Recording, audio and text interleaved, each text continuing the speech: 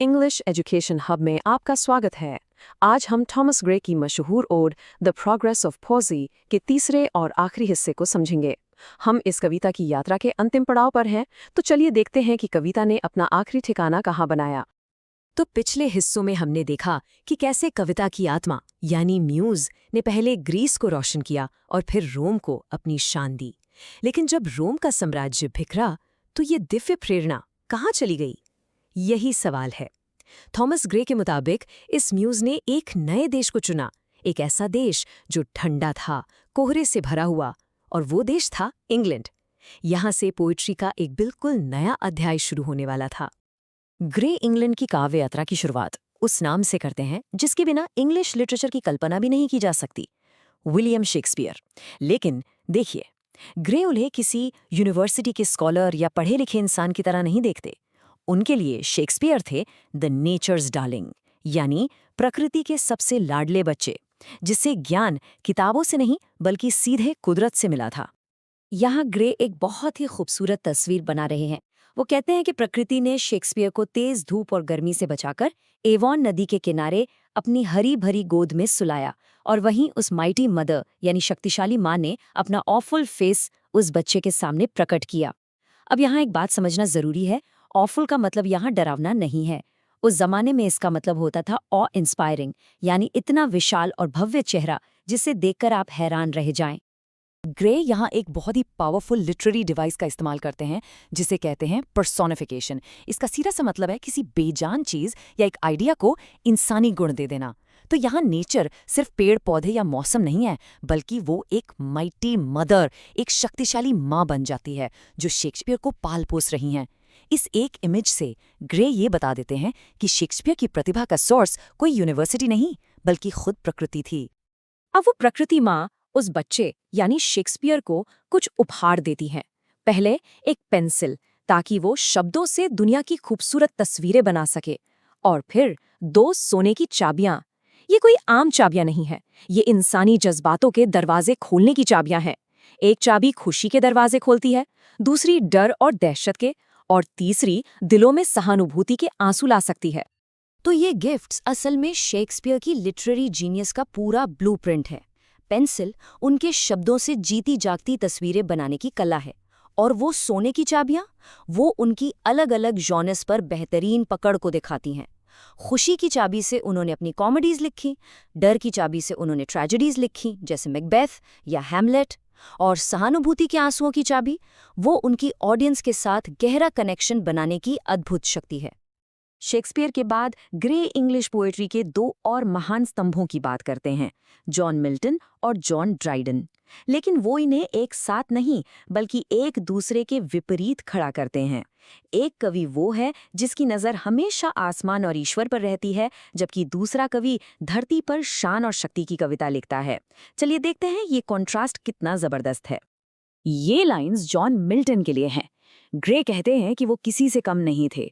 वो एक्सटेसी यानी परमानंद के देवदूत जैसे पंखों पर सवार होकर ब्रह्मांड के गहरे राज जानने के लिए उड़े। लेकिन वो ईश्वर के इतने करीब चले गए कि वहां की दिव्य रोशनी, वो एक्सेस ऑफ लाइट, इतनी ज्यादा थी कि उनकी आंखें हमेशा के लिए बंद हो गई। ये लाइन उनकी कविता की ऊंची उड़ान और उनके असली जीवन में अंधेपन दोनों को एक साथ जोड़ देती है। और देखिए, जहां मिल्टन आसमान में थे, वहीं ड्राइडन धरती पर हैं। उनका कैरेज यानी रथ मिल्टन की उड़ान की तरह प्रिजम्पचुअस नहीं है, मतलब हद से आगे बढ़ने वाला नहीं है। ड्राइडन का रथ पूरे कंट्रोल के साथ दिव्य घोड़ों द्वारा खींचा जा रहा है, और वो फील्ड्स ऑफ ग्लोरी यानी यश और शोहरत के मैदानों में शान से दौड़ रहा है। ये इमेज ड्राइडन की कविता की शक्ति और उसके मैजेस्टिक कंट्रोल स्टाइल को दिखाती है, जो दिव्य नहीं बल्कि संसारिक शान से जुड़ी है। तो यहाँ दो अलग अलग तरह की महानता दिखाई गई हैं। एक तरफ मिल्टन है जो देवदूतों के पंखों पर उड़कर ब्रह्मांड के राज जानना चाहते हैं और इस कोशिश में सब कुछ दांव पर लगा देते हैं। उनकी कविता सबलाइम है, दिव्य है और खतरनाक रूप से एम्बिशियस है। दूसरी तरफ ड्राइडन है जो एक शानदार रथ में सवार होकर यश के मैदानों में घूमते हैं। उनकी कविता मजेस्टिक है, शक्तिशाली है, कंट्रोल्ड है और इस दुनिया में अपनी जगह बनाती है। इन बड़े बड़े कवियों की बात करने के बाद कविता का सुर अचानक उदास हो जाता है। ग्रे अब अपने समय यानी 18th सेंचुरी की तरफ देखते हैं। उनकी आवाज में एक गहरा अफसोस है। वो सवाल करते हैं कि क्या शेक्सपियर, मिल्टन और ड्राइडन जैसे दिग्गजों के बाद कविता की वीणा अब हमेशा के लिए शांत हो गई है?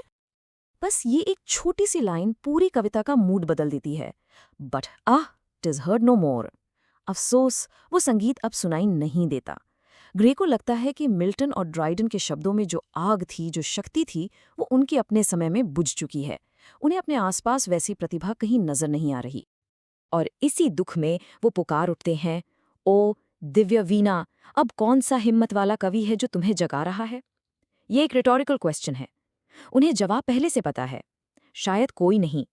ग्रे कह रहे हैं कि उनके समय में कोई ऐसा कवि नहीं बचा जो इस दिव्य सास को उसकी पूरी शक्ति के साथ बजा सके, जैसा पिछले मास्टर्स ने किया था। अपने समय पर अफसोस करने के बाद ग्रे बड़ी ही विनम्रता से खुद की तुलना करते हैं पिंडार से। पिंडार वो ग्रीक कवि थे जिनको ये पूरी ओड समर्पित है। वो पिंडार को थीबन ईगल, थीव्स का एक महान बाज कहते हैं, और वो मानते हैं कि उनके पास उस बाज जैसे एम्पल पिनियन यानी बड़े पंख नहीं हैं। वो उतनी ऊंचाई तक नहीं उड़ सकते। तो सवाल उठता है कि अगर ग्रे पिंडार की ऊंचाइयों तक नहीं पहुंच सकते, तो उन जैसे कवियों का इस दुनिया में क्या स्थान है?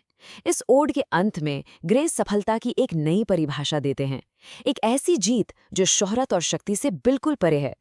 और ये आखिरी लाइंस पूरी ओड का सार है। ग्रे कहते हैं कि कवि भले ही वो पिंडार जैसा महान ना हो, एक साधारण किस्मत से ऊपर उठकर अपना अलग रास्ता बनाएगा।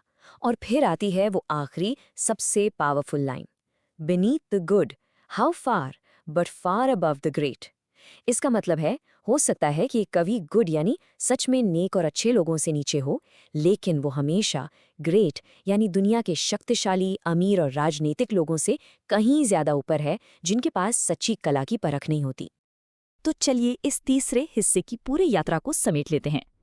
कविता की म्यूज इंग्लैंड आती है और प्रकृति के लाडले शेक्सपियर के रूप में जन्म लेती है। फिर हम मिल्टन की दिव्य उड़ान और ड्राइडन के शान से भरे रथ को देखते हैं। इसके बाद ग्रे अपने समय में कविता के पतन पर अफसोस करते हैं, और अंत में वो ये गहरा संदेश दे जाते हैं कि एक कवि की असली कीमत शोहरत में नहीं, बल्कि अपनी कला के प्रति सच्चाई और इंटेग्रिटी में है। उम्मीद है आपको द प्रोग्रेस ऑफ पोज़ी पर हमारी इस सीरीज का ये आखिरी हिस्सा पसंद आया होगा। अगर आपको इंग्लिश लिटरेचर के ऐसे ही डीप एनालिसिस अच्छे लगते हैं, तो हमारे चैनल इंग्लिश एजुकेशन हब को सब्सक्राइब करना ना भूलें। मिलते हैं अगले एक्सप्लेनर में। धन्यवाद।